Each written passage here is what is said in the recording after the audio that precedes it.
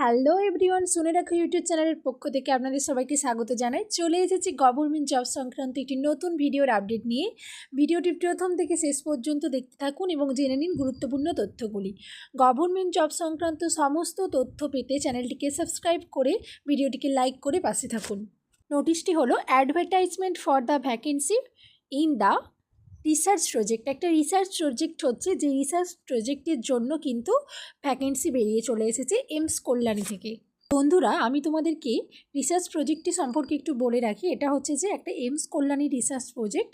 এখানে কিন্তু রিসার্চ প্রজেক্টটির নাম দেওয়া আছে, যেটা হলো যে task force on establishment of reference intervals in the Indian population, a multicentric observational cross sectional study of AIIMS Kalyani on a tenure basis. Details of the vacancy, অর্থাৎ কটি ভ্যাকেন্সি এখানে আছে। তো প্রথম যে পোস্টের কথা বলা হয়েছে সেটা হচ্ছে প্রজেক্ট রিসার্চ সায়েন্টিস্ট 1, যেটা কিনা পুরোপুরি মেডিকেল ডিপার্টমেন্ট থেকে নিতে হবে, যার জন্য এডুকেশনাল যে কোয়ালিফিকেশনটা লাগবে সেটা হবে MBBS থাকতে হবে, নতুবা BDS থাকতে হবে। এবং যে স্যালারিটা আপনাদেরকে পে করা হবে সেটা হলো 67,000 টাকা স্যালারি থাকবে। এছাড়া 30% HR থাকবে। ওকে, আর আপার এজ লিমিট যেটা বলা হয়েছে সেটা নট এক্সিডিং 30 ইয়ার্স, অর্থাৎ 30 বছরের থেকে কিন্তু বেশি হওয়া যাবে না। যে ডেটে আপনি লাস্ট ডেট অ্যাপ্লিকেশনে যে লাস্ট ডেট আছে সেই লাস্ট ডেট থেকে হিসেব করে আপনার বয়স কিন্তু 30-এর ওপরে হওয়া যাবে না। এবার যে নাম্বার অফ দ্য পোস্ট এবং যে ডিউরেশনটা সেটা আমি বলবো। সেটা হলো যে এখানে কিন্তু শুধু একটি মাত্র পোস্ট আছে এবং যেটা 36 মান্থসের জন্য কিন্তু এখানে নিয়োগ করা হচ্ছে প্রজেক্ট রিসার্চ সায়েন্টিস্ট। ওকে, এবং completion of the project whichever is earlier, যতদিন পর্যন্ত প্রজেক্টটা চলবে এবং যত তাড়াতাড়ি পর্যন্ত প্রজেক্টটা শেষ হয়ে যাবে ততদিন পর্যন্ত কিন্তু এটা। এবার আমি তোমাদেরকে বলবো যে সেকেন্ড যেটা পোস্ট সেটা হচ্ছে প্রজেক্ট টেকনিক্যাল সাপোর্ট 2। সেমভাবে একটি মাত্র পোস্ট এবং 36 মান্থসের জন্য কিন্তু এখানে নেওয়া হচ্ছে। এবং যে এডুকেশনাল কোয়ালিফিকেশনগুলো প্রজেক্ট টেকনিক্যাল সাপোর্টের জন্য লাগবে তারা হলো 12 ইন সায়েন্স, অর্থাৎ HSে অবশ্যই সায়েন্স থেকে নিতে হবে এবং ডিপ্লোমা থাকতে পারে, সেটা DMLT থেকে হতে পারে অথবা যে কোনো ইকুইভ্যালেন্ট থেকে থাকতে পারে। এছাড়া থাকতে পারে বা থাকতে হবে সেটা হলো 3 বছরের কোনো একটা এক্সপিরিয়েন্স যাতে করে থাকে, কোনো একটা রিসার্চ করেছেন অথবা কোনো ফিল্ডের একটা এক্সপিরিয়েন্স যাতে করে থাকে। আর এখানে যে পে অ্যামাউন্টটা থাকবে সেটা হলো 20,000 টাকা পে অ্যামাউন্ট থাকবে।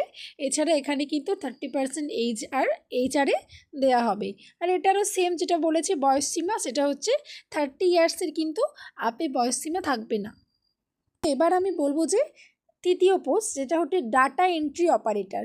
এখানেও কিন্তু সেমভাবে একজনকে নিয়োগ করা হবে এবং 36 মান্থসের জন্য।